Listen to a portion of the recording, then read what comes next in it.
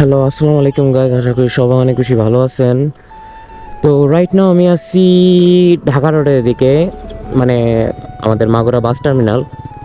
আজকে আমি কিছু কথা শেয়ার করব আপনাদের সাথে।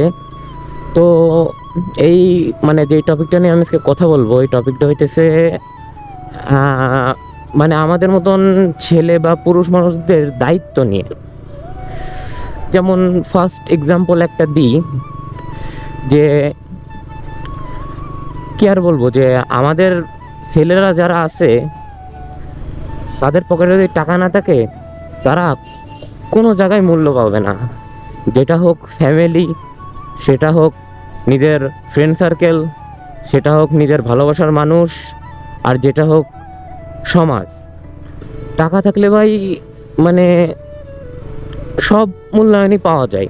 জিনিসটা এমন এমন না যে আমি আমার নিজের মানে নিজে এমন হয়েছে বলে আমি এটা বলতেছি। আমার সাথে এমন হয় নাই বেসিক্যালি, কিন্তু এটা অনেক মানুষেরই মানে অনেক ছেলে পুরুষদের সাথেই হয়। কারণ আমরা ছেলে মানুষ, আমাদের আমাদের উপরে সব দায়িত্ব থাকে সাধারণত। এই জন্য এই কিছু কথা শেয়ার করার জন্য আমি এই ভিডিওটা বানাইতেছি।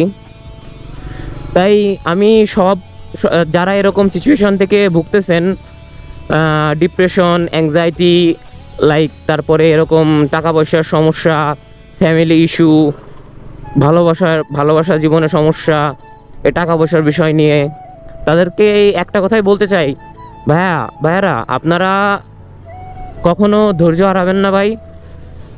আপনাদের শক্ত হতে হবে, কারণ আমরা পুরুষ মানুষ, আমাদের ভেঙে পড়লে ভাই হবে না। আমাদের ভেঙে পড়লে কোনোভাবেই হবে না। তো আমাদের এই দুনিয়াতে বাঁচতে হইলে যুদ্ধ চালিয়ে যাইতেই হবে।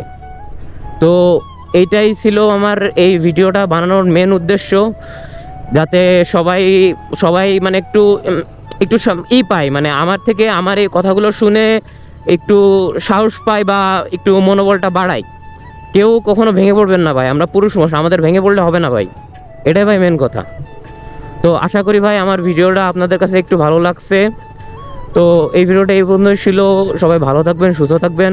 আল্লাহ হাফেজ।